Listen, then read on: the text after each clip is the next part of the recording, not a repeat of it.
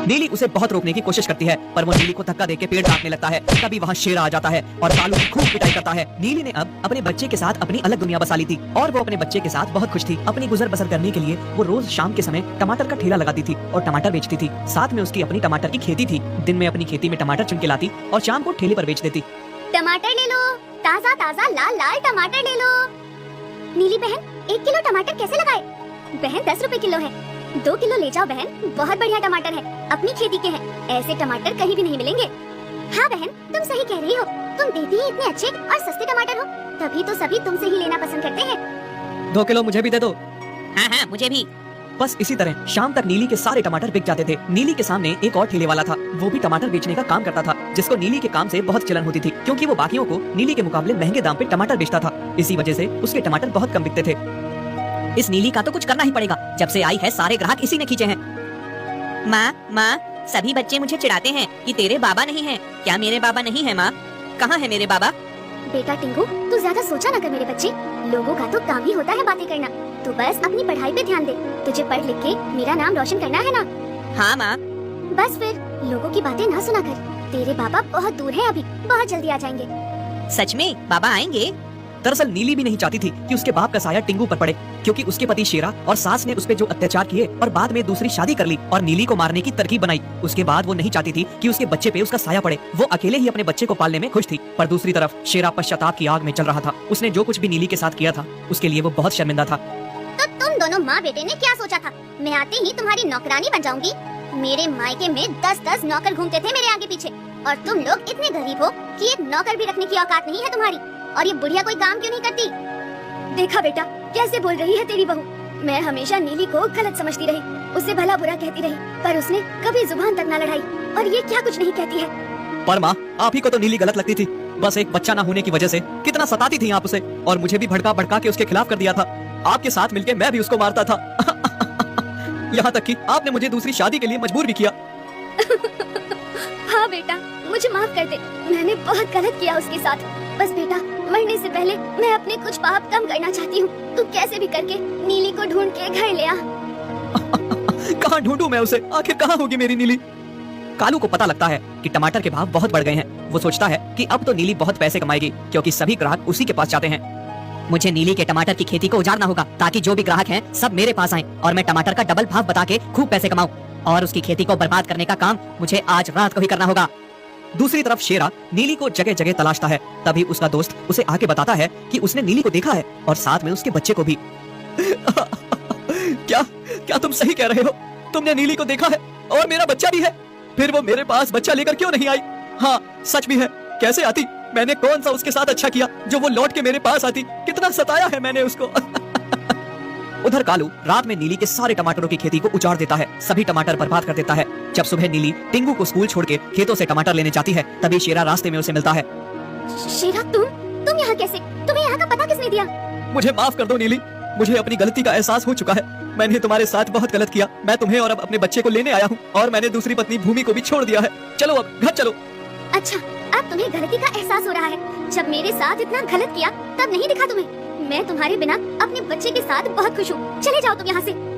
नीली वहाँ से चली जाती है, पर शेरा नीली को मनाने के लिए हार नहीं मानता। उसे पता था उसने बहुत गलत किया है, पर एक न एक दिन वो नीली को मना ही लेगा। फिर जब नीली खेत पहुँचती है तो वो देखती है कि सारी खेती बर्बाद हो चुकी है, टमाटर बर्बाद हो चुके हैं।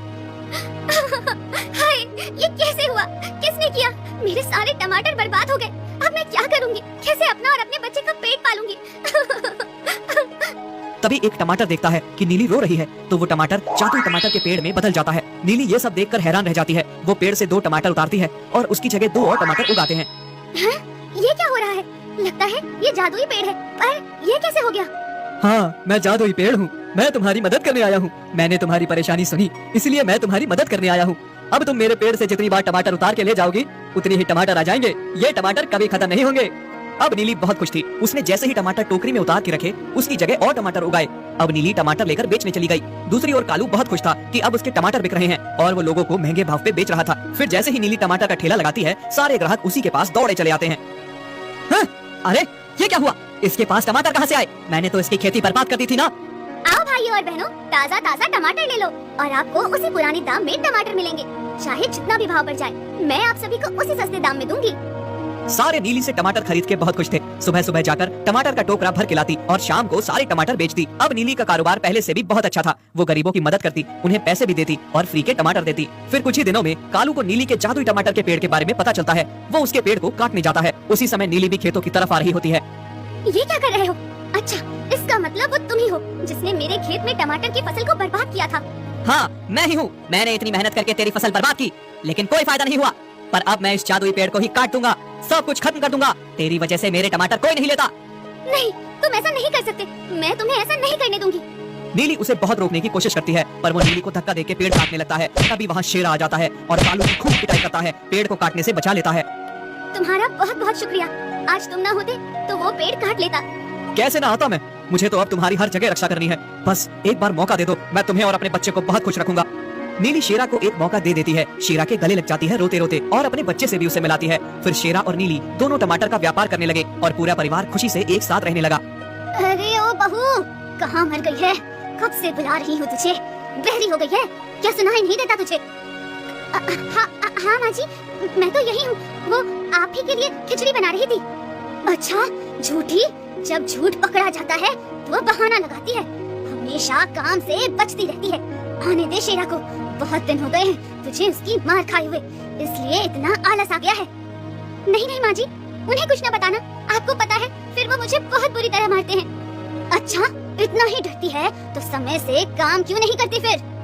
माँ जी, सच में आपके लिए ही खिचड़ी बना रही थी। अच्छा, खिचड़ी बनाने में क्या इतना टाइम लगता है? अब जा यहाँ से और जल्दी से मुझे खिचड़ी ला दे, बहुत भूख लगी है। बांझ कहीं की। जी माँ जी।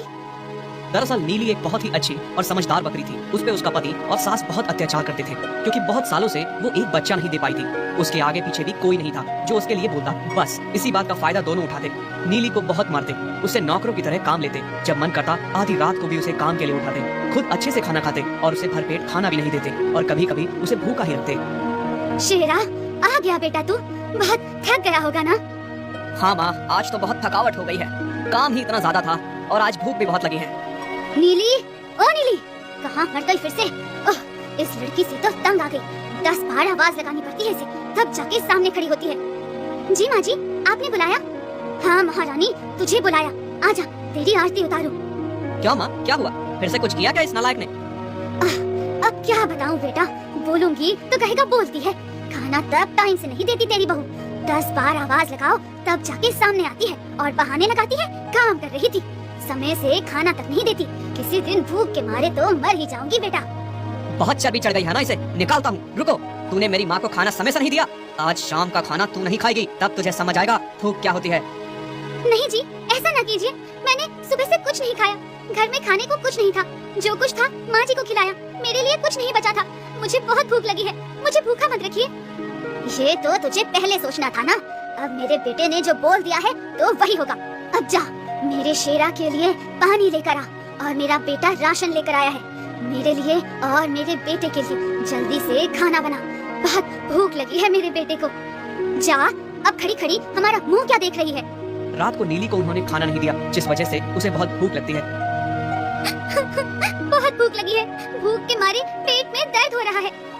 रात में नीली रसोई में खाना देखती है कि कहीं कुछ खाने के लिए मिल जाए, लेकिन सारे बर्तन खाली पड़े होते हैं। भूख के मारे उसे पूरी रात नींद नहीं आती। फिर अगले दिन शेरा की माँ उससे कहती है, बेटा, मेरी आँख इस घर के वारिस को देखने के लिए तरस गई है।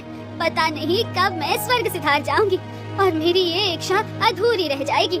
ये बांझ तो हमें वारिस नहीं दे सकती। फिर अगर इस घर के वंश को बढ़ाना है तो तुझे मेरी बात माननी पड़ेगी। हाँ माँ, कह तो आप सही रही हो। ये बांझ किसी काम की नहीं है। आप बोलिए माँ, मुझे क्या करना होगा? बेटा, तू दूसरी शादी कर ले। मैंने तेरे लिए बहुत अच्छा रिश्ता देखा है। घर बार और खानदान भी बहुत अच्छा है। लेकिन माँ, ये नीली ये क्या करेगी? तू इसकी चिंता छोड़, इसको मैं देख लूंगी। नीली दोनों की बातें सुन के बहुत दुखी होती है कि उसका पति दूसरी शादी करने जा रहा है। वो भागकर अपने कमरे में जाकर रोने लगती है। शेरा जी दूसरी शादी कर रहे हैं और मैं उन्हें रोक भी नहीं सकती। और रोको भी तो कैसे? सही भी है, मैं आज तक उन्हें एक बच्चा न दे पाई। अगले दिन शेरा नई बीवी घर ले आता है, जो कि बहुत ही घमंडी और बदतमीज थी। वो भी नीली को नीचा दिखाती रहती और उससे सारे काम करवाती और नीली सभी के अत्याचार चुपचाप सहन करती। शेरा जी। हाँ भूमि, बोलो। कहीं से भी नहीं लगता आप मुझे प्यार करते हैं। मुझे तो लगता है आप अपनी पहली पत्नी नीली से ही प्यार करते हैं। नहीं भूमि, तुम्हें ऐसा क्यों लगा? मैं तुमसे प्यार करता हूँ, इस बात से नहीं। और तुम मेरे होने वाले बच्चे की माँ जो बनोगी, तुम्हें ऐसा क्यों लग रहा है कि मैं तुम्हें प्यार नहीं करता? अगर प्यार करते तो मेरे साथ इतना गलत क्यों करते? मेरे पास अपना कोई कमरा नहीं और पहली बीवी के पास कितना अच्छा कमरा है। बेटा वो सही तो कह रही है, इस घर को वारिस देगी और इसी के पास अच्छा कमरा नहीं और वो 5 अच्छे कमरे में है। हाँ। बस इतनी सी बात। आज से वो कमरा तुम्हारा। अरे वो नीली, आज से तुम्हारे कमरे में मैं और भूमि रहेंगे। और वैसे भी तुम तो कहीं भी सो सकती हो। ठीक है भूमि बहन, आज से मेरा कमरा तुम्हारा। नीली पे उसके पति और सास के साथ साथ अब भूमि के अत्याचार भी बढ़ गए थे। वो उससे अपने सारे काम करवाती और जब जी करता पति को झूठ में भड़काती और पति उसे खूब मारता। फिर एक दिन, शेरा, ओ शेरा।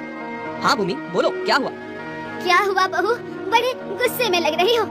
बात ही कुछ ऐसी है, मुझे सारे लोग ताने मारते हैं कि तेरी सौतन है और साथ में लोग ये भी बोलते हैं तू तो दूसरी है ना। मुझे ये सब सुनना अच्छा नहीं लगता है। या तो मैं इस घर में रहूंगी या वो, फैसला आपके हाथ में है। कौन चाहिए आपको? पीछे खड़ी नीली उसकी बातें सुनती है और बहुत दुखी होती है। तुम्हें कहीं जाने की जरूरत नहीं है, हमें इस नीली का ही कुछ करना होगा।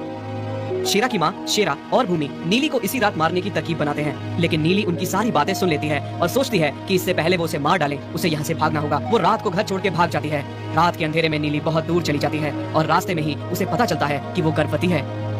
रास्ते में चलते चलते नीली अपने पेट में पल रहे बच्चे से बात करती है।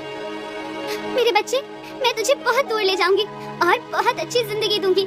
अब मैं उस घर में कभी नहीं जाऊंगी जहाँ मुझ पे इतना अत्याचार हुआ और मैं चुपचाप सहती रही, जहाँ पति ने मुझे पत्नी न समझा, सास ने बहू न समझा, फिर पति ने दूसरी शादी कर ली और उसके बाद सब ने मुझे मारने की तरकीब बनाई, हमेशा मुझे सताया।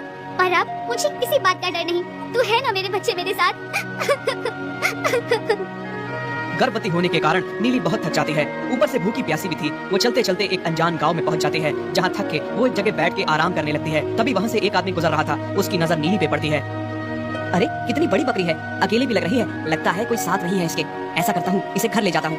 आदमी नीली को वहाँ से अपने घर ले जाता है, उसे पीने का पानी देता है और खाने के लिए हरी घास देता है।